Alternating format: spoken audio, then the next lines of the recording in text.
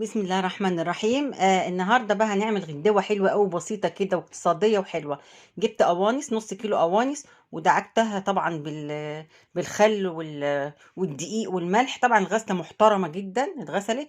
وبصله او بصلتين كبار يعني حلوين، وفلفل رومي الوان بقى مش الوان، يعني فلفل رومي وفلفل حراق او حار، وطماطميتين وتوابل. التوابل بقى ملح وفلفل اسود، ملح وسكر وبابريكا وهيل مطحون، وحبة حبة الايه، مش حبة حاجة، البتاع ده اسمها ايه وبتاع دي، وصلصة، وصلصة طماطم اللي هي البوريه. ودلوقتي احنا هنيجي بقى نسخن الطاسة ونشوح البصلة. ودلوقتي انا بشوح في البصل اهو مع الفلفلتين، قرنين فلفل كده حراق حراق عشان يدوا طعم حلو. واتدبلت كويس قوي البصلة. هحط بقى القوانص،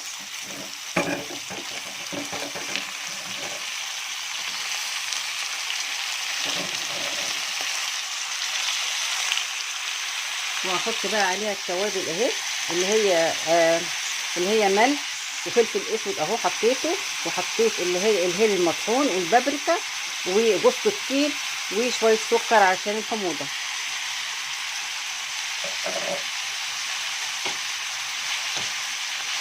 وهقلبها شويه لحد لما تاخد كده لون الصدمه بتاعتها، وبعد كده ازودها بشويه ميه، وعلى ما تستوي يلا بينا نعمل الرز. اهو شايفين بقى كده القوانص نزلت ميتها هي والبصل، انا ما زودتهاش لسه ميه. هسيبها لحد ما تستوي، قرب ما تستوي هنزل بالطماطم. لو احتاجت ميه هحط لها ميه، لو ما احتاجتش انا مش هحط لها، بس دي كلها ميتها هي وميه البصل بتاعتها، مش هزود لها دلوقتي ميه يعني.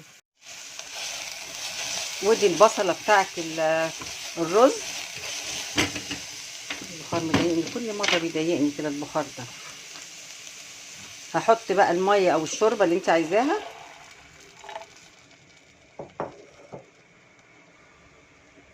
وهحط الجزر،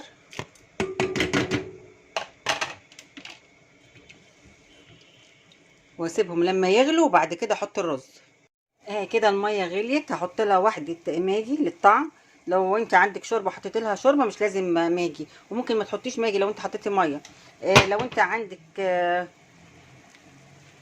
لو انت عندك روزماري فرع كده حلو ممكن تحطي فرع روزماري، لو ما عندكيش مش مشكله.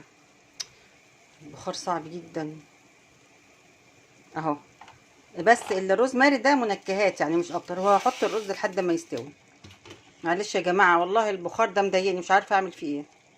ودلوقتي القوانص دخلت على سوا اهو، بدأت المية تقل شوية. في المرحلة دي انا هحط الطماطم، وهحط معلقة الطماطم البوريه، وهسيبهم بقى ياخدوا من بعض كده ويشربوا مع بعض كده لحد ما يستووا خالص، ياخدوا طعم بعض بقى كده. بصوا بقى كده استوت خالص، وكل حاجة دابت فيها. عايزاها جوسي شوية ممكن تزودي لها شوية مية، انا زودت لها على فكرة في النص شوية مية علشان تستوي اكتر.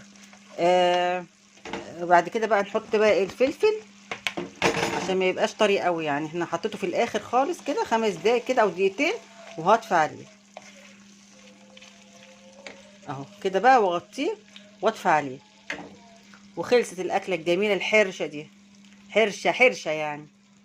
بصي لو عندك بقى عسل اسود او عسل ابيض حطي معلقه صغيره وقلبي وجربي، طعمها هيبقى تحفه تحفه بجد يعني. يبقى سويت اند صور كده حاجه طعم يعني خرافه. جربي بس. وكده بقى خلصنا الأكلة الجميلة دي.